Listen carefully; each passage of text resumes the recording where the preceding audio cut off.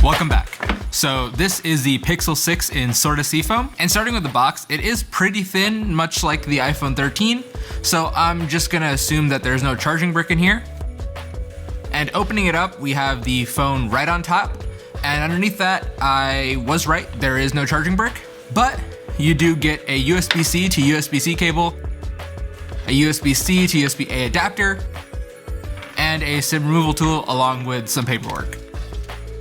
I was also hoping for like an Android sticker, but I guess not. Going back to the phone itself, I like how it feels when you're holding it. The matte aluminum rails on the side aren't slippery or anything, and visually they're a nice contrast to the really bright pastel color of the back glass. Also, Pixel 6 is a really nice size, I think, but it still definitely feels like a two-handed phone since you're gonna either have to really reach for it or do that awkward shimmy to get to the top corner when you need to. And when you put it side by side with the iPhone 13 Pro, they're pretty much the same width, but that extra bit above the camera visor gives the Pixel 6 some more height. And these phones seem to be pretty much the same thickness until you get to the cameras. Pixel 6 has this camera visor on the back that sticks out a fair amount, but at least it goes the entire width of the phone. I'd rather have that than just a massive bump on one side of the phone.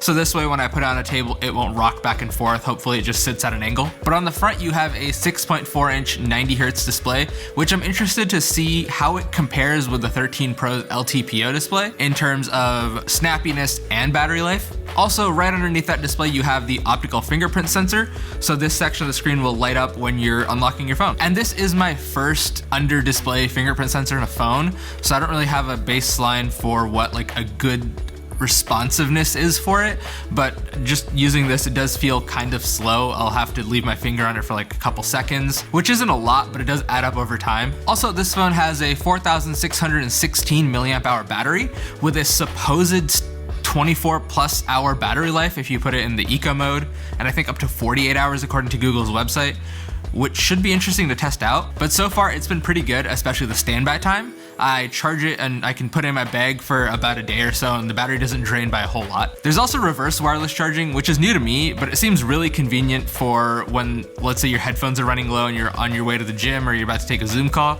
you can just pop them on the back of your phone.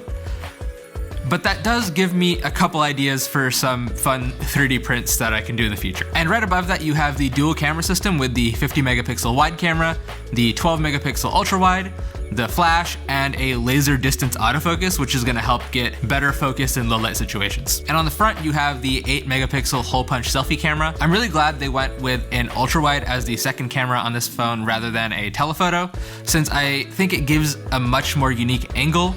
Now I just wish it had a macro. So far, I've been liking the photos from the back cameras, but the front is looking a bit soft and a little grainy in some situations, but I'll have to test it out more in different lighting and different environments. And along with that hardware, you have some really cool software features for the camera like face unblur, motion, and astro mode. And I feel like they're using the processing for this phone and the power that you have with smartphone cameras to help you take those photos that you would need like the higher skill set for from a normal DSLR or mirrorless camera, which is really interesting. I think it'll be fun to test it out and maybe compare it to my mirrorless. But I think I'm most excited about the processor behind all this, Tensor, which is Google's first SoC, and it was designed to do state-of-the-art machine learning as efficiently as possible, which enables a ton of new features on this phone, like the face unblur in photos, to the natural language processing that happens on device. And from just a bit of initial testing and playing around with it, the NLP has been really good.